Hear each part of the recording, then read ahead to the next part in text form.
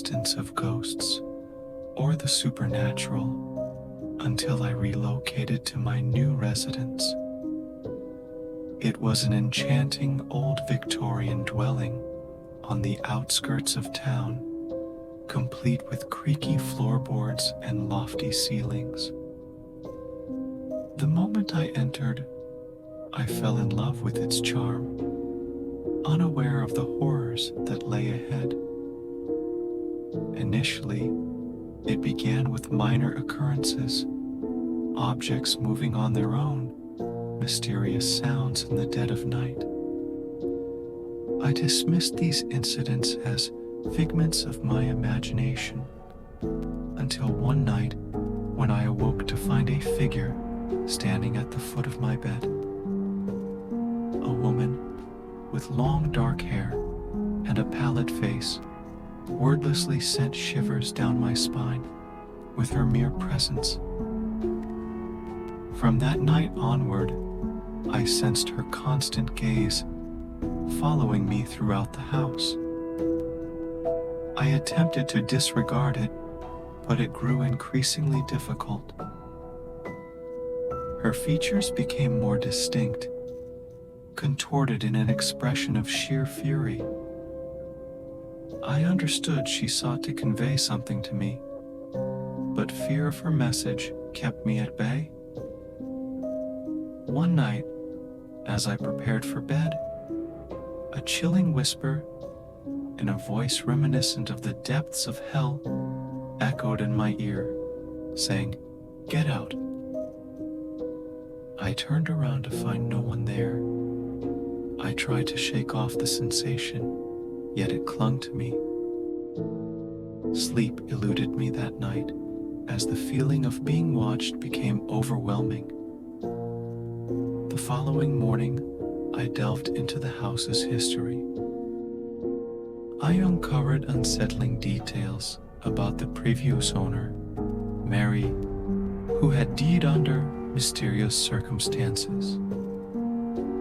Her husband's claim of her going mad and committing suicide was contradicted by rumors suggesting he might have been involved in her demise.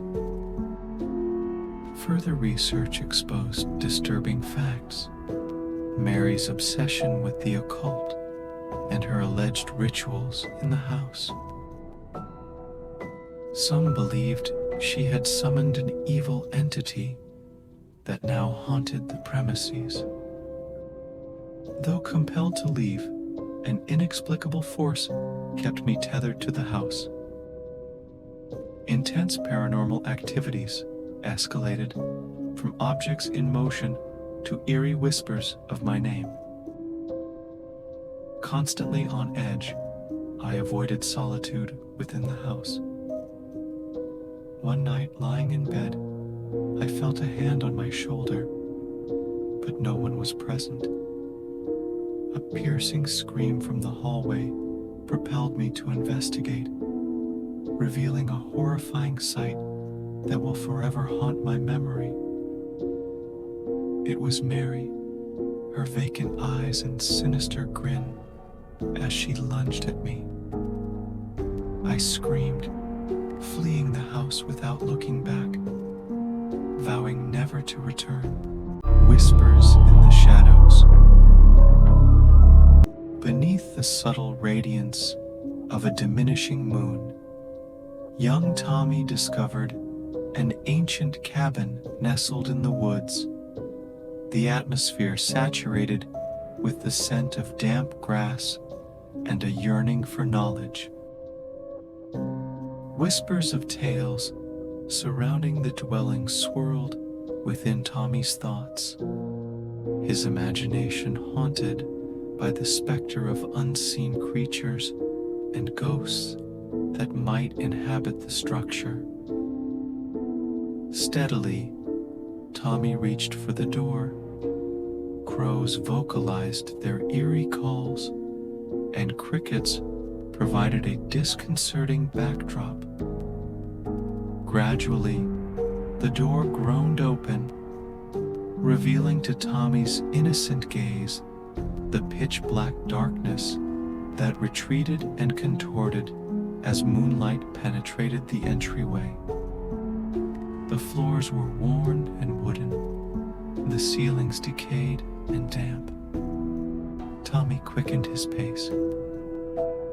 Guided by curiosity, the trusting boy tiptoed towards the basement, where the light diminished, growing sharper, mimicking Tommy's breaths, and the air thickened with smoke. The symphony of crickets and crows transformed into a solemn funeral dirge as the naive boy's eyes fixated on a corner of the room. Tommy's interest peaked, and his quest for knowledge felt fulfilled. Inky and foreboding, resembling an eye one might find in a child's crude attempt at a portrait emanating an intense black gaze. It whispered enchanting melodies of liberation to the credulous Tommy. Its words teetered on the brink of coherence, shadows converging and enveloping. Tommy, drawn closer, savored the sweet arias of the minstrel as they expanded and distorted. His eyes widened, light retreated, shadows engulfed. Tommy embraced it, his consciousness unshackled, his spine unwinding, his skull distorting, his journey accomplished, his mind liberated, the singer's ballad sweet, his form seized by enigmatic terrors. The crows and crickets fell into silence. Shadows of deceit. Monica was certain that the entity impersonating her best friend was an imposter.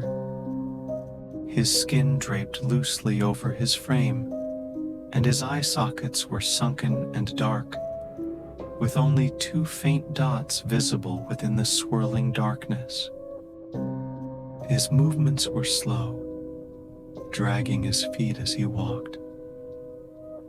Despite the alarming changes, everyone else seemed oblivious, considering it normal. Monica couldn't fathom how this could be perceived as normal. She questioned whether others were truly seeing the same person she was witnessing. Determined to uncover the truth, Monica decided to gather evidence. One evening, she set up a camera, inviting the imposter over. Leaving him alone in the room, Monica hoped that the person would let their guard down, revealing their true nature.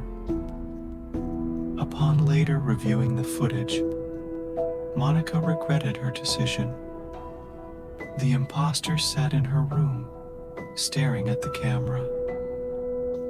Slowly, he opened his mouth, and an inky substance slithered out, accompanied by a gurgling sound. "No, one will believe you," he uttered, pausing as if struggling to breathe. The footage distorted, turning into static. In disbelief, Monica discarded the camera, running her fingers through her hair. Without the proof, she realized that she would be dismissed as just another person with a wild theory about her friend being a monster. Unaware of the lurking danger, an inky mass slithered beneath her bed, patiently awaiting its next victim. Another body, another home. The sickly would continue. Evan, too, recognized that the being impersonating Monica was no longer his friend.